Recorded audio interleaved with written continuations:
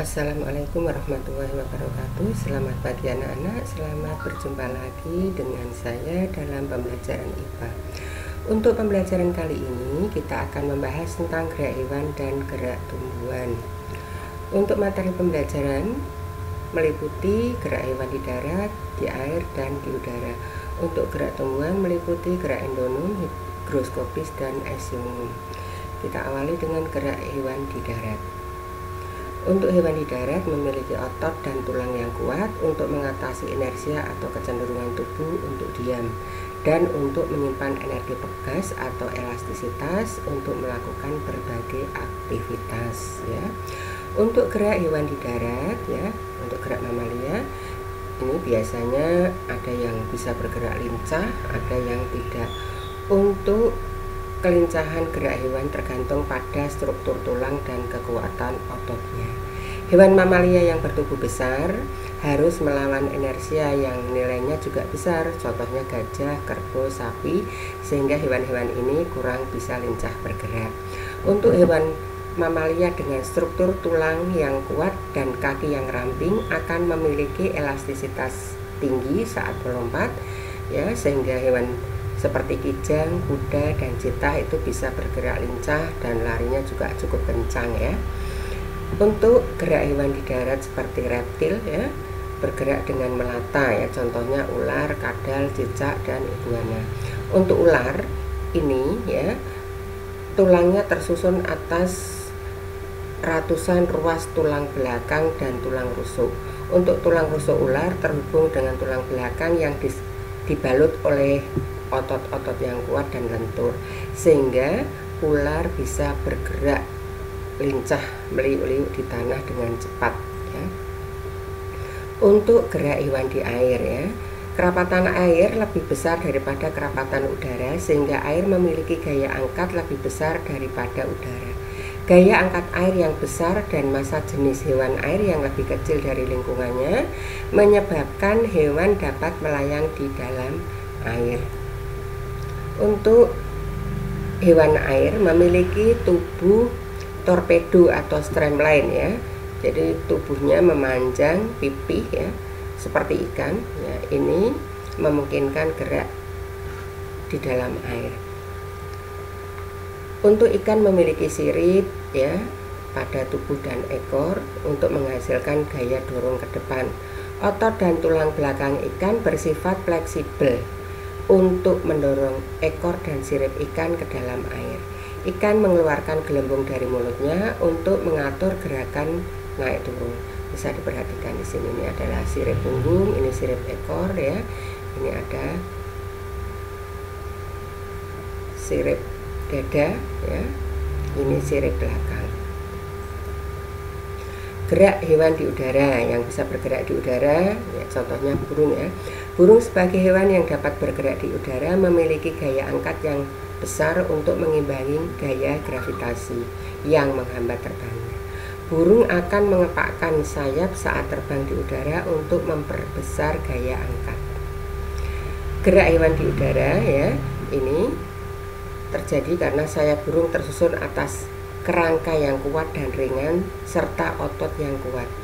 Sayap burung memiliki bentuk melengkung sehingga udara yang mengalir pada bagian atas lebih cepat daripada bagian bawahnya.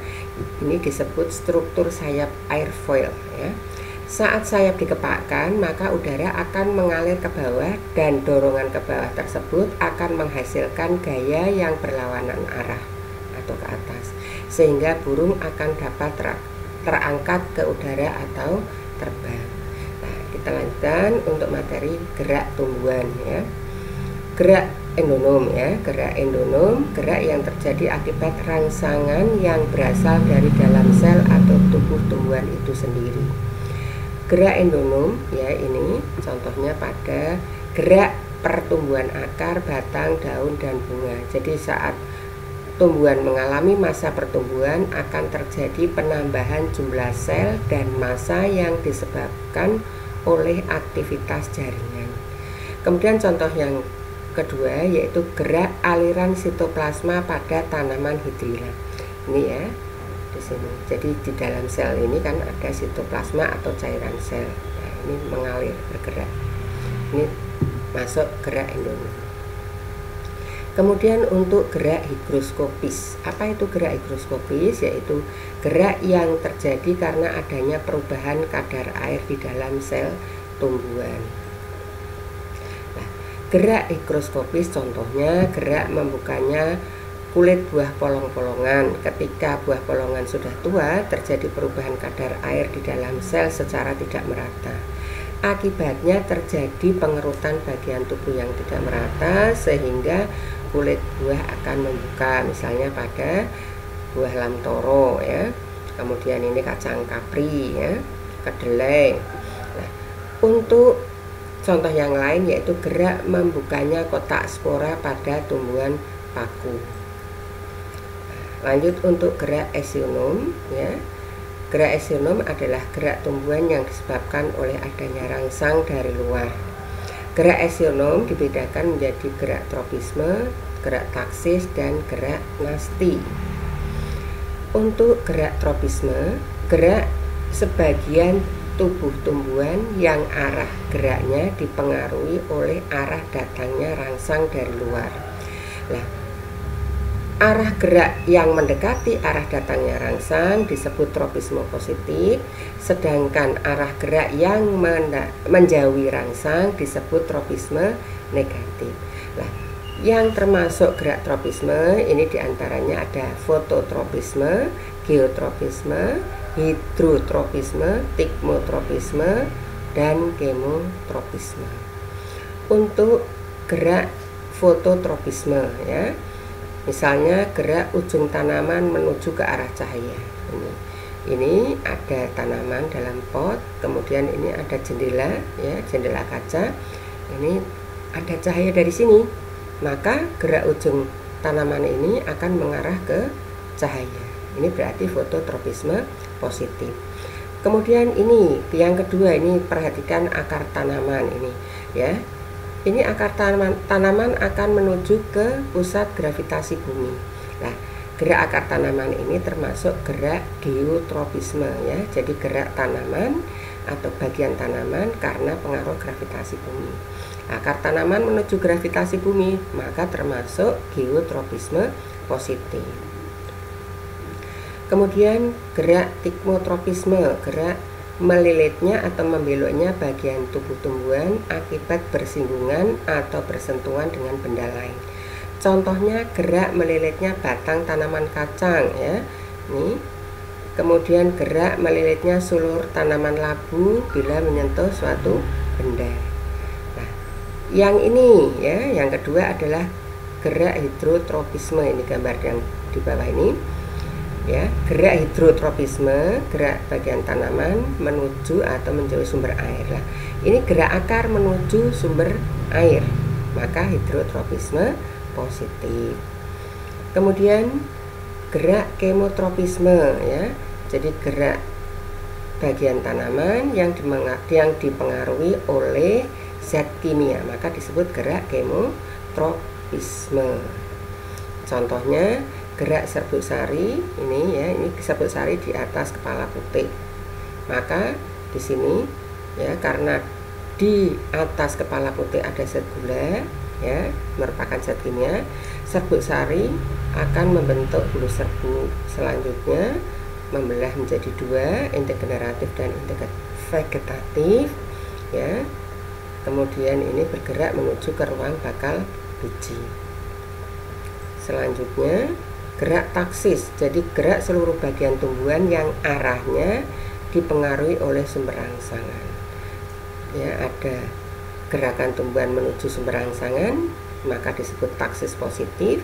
Gerak tumbuhan yang menjauhi sumber rangsangan disebut taksis negatif. Nah, macam gerak taksis ada fototaksis dan ada kemotaksis ya. Gerak fototaksis di sini ya, gerak seluruh bagian tubuh tumbuhan karena pengaruh sumber cahaya. Contohnya gerak kloroplas menuju ke sel-sel sumber cahaya. Kemudian gerak kemotaksis, gerak seluruh bagian tumbuhan karena pengaruh zat kimia. Contohnya gerak antheridium ya, alat kelamin jantan pada tumbuhan paku dan tumbuhan lumut menuju ke archegonium. Archegonium itu alat kelamin betina pada tumbuhan paku dan lumut ya.